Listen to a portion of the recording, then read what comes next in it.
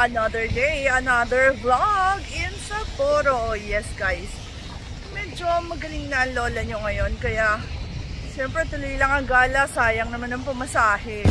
Naglalakad na kami ngayon. Pupunta kami sa Sakayan.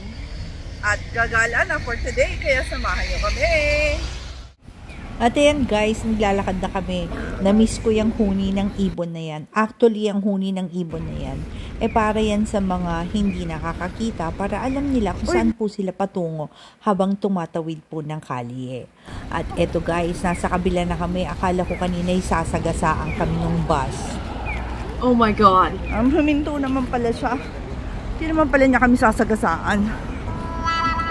Siyempre, nag-selfie kami ng ate ko at nakalabas na kami at mabuti-buti na ang pakiramdam namin. At ayan, nasa station na kami, malapit lang sa hotel. Ayan, walang masyadong vlog ang lola nyo. Kasi naatake ng vertigo tsaka nagkasakit kami ng ate ko dito. Nauupo kami. Vertigo ako. Ayan, meron silang train miniature station ng Lego ng train station. Mahaba-haba rin palang aming lalakarin, medyo malayo rin bago kami makarating sa aming patutunguhan, kaya medyo hirap po kami. Dahan-dahan kami naglalakad ng ate ko. Pero nagpahinga ako ng isang araw. Let's go. Ang cute naman ng Yakult na van. Eto guys, naglalakad na kami. Papunta kami dun sa kabila. Dahil nandun sa bandang dulo doon ang park. At eto guys, medyo maaraw kaya hindi masyadong ma-snow yung daanan. Hindi siya gaanong madulas. Kaya okay na okay. At syempre, nag-selfie-selfie ang lola nyo kahit na mukhang bangag. At eto na po ang entrance ng park. Kailangan maingat kayo kasi madulas kapag natunaw na ang snow. Ikaw, Ate Delia. Kala mo hindi kita makikilala. Yeah. Sinusundan mo kami hanggang dito Sumama ka pa talaga Siyempre, nag-selfie kami ng aking dalawang anak. At sa daming beses kong nagpunta ng Japan at Korea, ngayon lang talaga ako nakakita ng ganito kadaming snow. Pero hindi gaanong malamig dito Kulalaw ko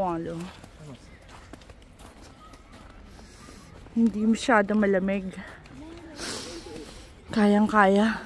Nasa 9 point something lang. Pero yung snow, hindi pa rin naman natutunaw. Kaya maganda pa rin yung park.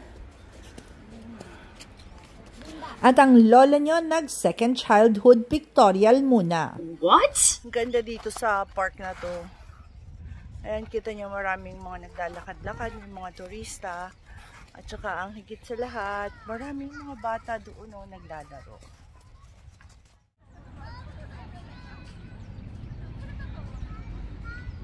Ang cute nila. Parang sila mga laruan na naglalakad. I'm here! Ang cute nila, no?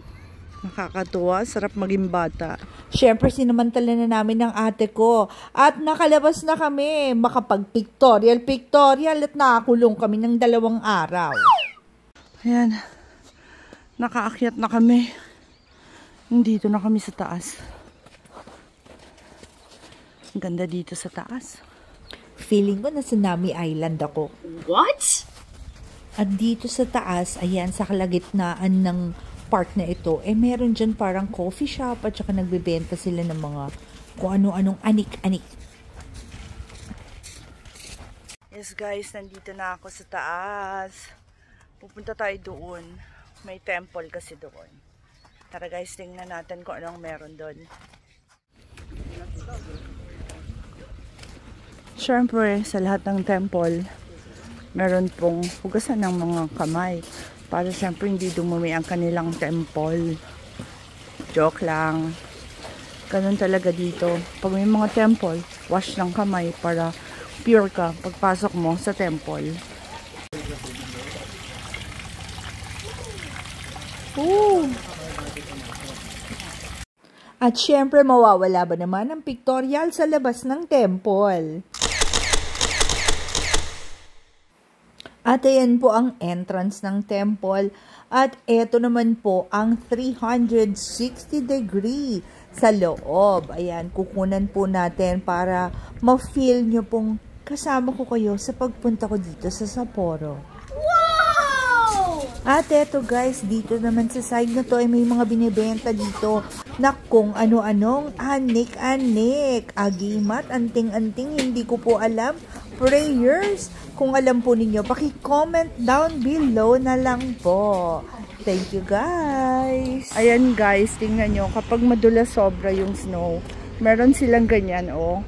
Pwede ka kumuha niyan, tapos ibubudbud mo sa snow para hindi ka madulas. Kaya ayan, oh, tingnan nyo, maraming ganyan sa sahig, oh. Palipat na kami. Sa iba naman kami pupunta. Basta ako, sumusunod lang. Alamin nyo na lang mamaya kung saan kami pupunta. Ayan, patungo na kami sa ibang lugar. Ng mga bata kasi yung mga anak ko, ako po ang nagna-navigate. Ngayong lola na ang lola nyo, ay turista ako at sunod-sunuran na lang. Gutom ka na? Basta, pupunta kami ng outlet store. At ayan, habang bumabiyahe kami, kinukunan ko sa labas. Talagang nasa province ang Sapporo. Ang mga bahay dito, hindi na po kalakihan. Maliliit lang, hindi sila mga high-rise katulad ng Tokyo. At heto guys, nandito na kami. Nandito na kami sa Mitsui Outlet Park. Tara guys, pasok na tayo! At guys, pasensya na kasi pagdating namin sa loob, bawal daw ang camera, kaya eto, ang lola nyo stolen shot at mukhang paparazzi lang. Eto na po ang mga stolen shots ko sa loob.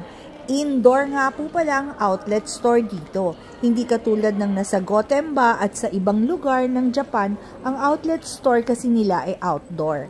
Ang mga tindahan naman po dito ay katulad lang din po ng mga nakikita sa iba.